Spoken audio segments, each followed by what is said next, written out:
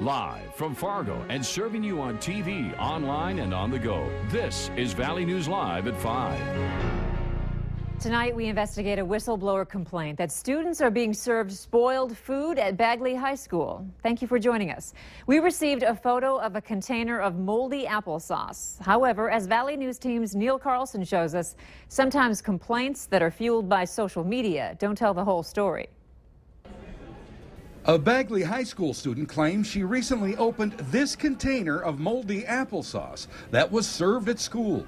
The photo was posted on Facebook, and the story is now hot on social media. However, the photo does not put things into perspective. Bagley schools serve 150,000 meals a year, and like other schools, they depend on carton after carton of federally subsidized food. The moldy applesauce in question was found in just one single container. That particular item, it was federal commodities that we receive in our school district. Apparently a seal or something had broken on that commodity and caused that applesauce to be moldy. I talked with around a dozen students and parents here at Bagley High School. None of them had any major complaints about the quality of food being served. What do you think of the quality of food at lunch? Have you had any problems? No, not really.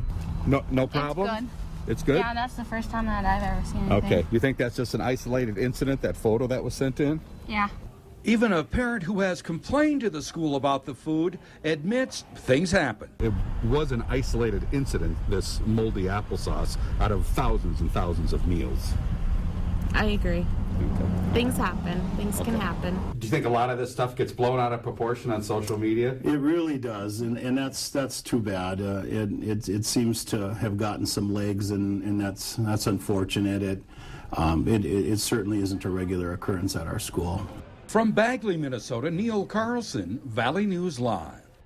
We also checked out this story with the Minnesota State Health Department. A spokesperson says the Bagley High School cafeteria has an exemplary inspection record. If you need help uncovering an issue in your community, call our whistleblower hotline at 237-6576 and leave your tip. A member of our investigative team will get on the case and go to work to expose the truth. Police are looking for a 25-year-old man after an arrest warrant was issued relating to the death of a Fargo woman last August. Joseph Greenman is facing a number of charges. Court documents say he moved the body of Casey Jo Schulte, knowing she had died in an unusual or suspicious manner. Documents go on to say Greenman was the first to discover a dead body and did not immediately report it. A former NDSU student, Schulte was found dead in a Fargo apartment garage, and her family has been waiting for answers. Valley News Team's crime and safety reporter, Nicole Johnson, spoke with Schulte's mom, who says they may never have closure. More on this story at 6.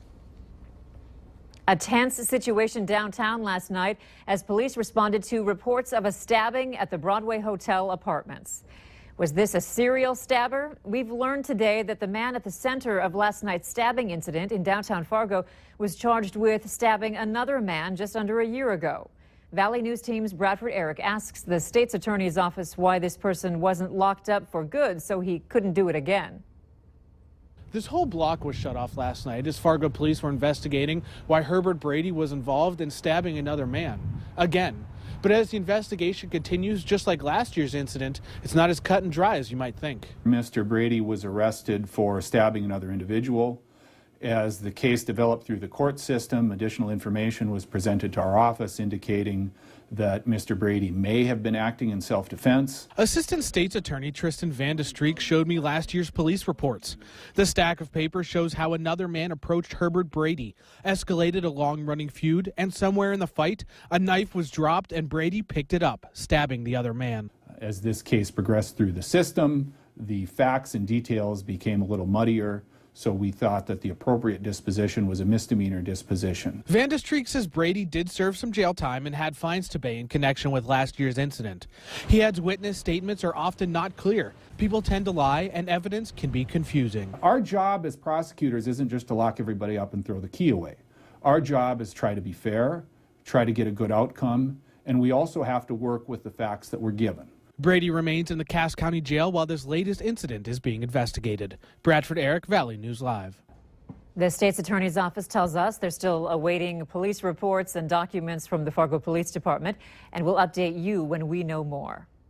Some of our viewers have seen snow today, but who has to worry about it tonight? Let's find out from Hutch Johnson in First Weather. Hutch? Andrea, thank you very much. As we look outdoors in the valley, we're seeing a lot of cloud cover. So from the Red River and points east, those clouds continue. Snow is just ending after a day-long event from portions of northeast South Dakota through Otter Tail County. Still some flakes reported in and around Wadena, but we see the clearing line on the visible satellite imagery from Carrington and Jamestown west. The sun is shining brightly and spring is bouncing back out to the west. For this evening, look at these temperatures. It's near 60 in Bismarck. We're trying to get to 30 here in Fargo. Plan for cloudy skies, but they should start to break up. You can see on the live sky cam there, looking out to the west, the edge of the cloud deck will be in those 30s the rest of our evening, Andrea, with fairly light winds and much improved weather here in the short term. I'll have details on what you can expect in a moment. All right, thanks, Hutch. The Fargo Public School Board now has an update on its year-long budget. Right now, the district has $1.7 million in under-realized revenues, which seems like a large figure, but their entire budget is over $145 million. When we sat down with the business manager for the district, he explained that $1.7 million is only 1% of the year-long school budget. It's a large number. I couldn't write you a personal check for it, but I certainly understand that with a large organization, small percentages of a large number are a large number, and people need to keep that in perspective and understand that every year we monitor our budgets on a regular basis. Leitz wants the public to know that under-realized revenues isn't the same as a budget deficit. He adds, once the Fargo Public Schools fiscal year ends on June 30th, then they'll have a better idea of whether or not they planned accordingly.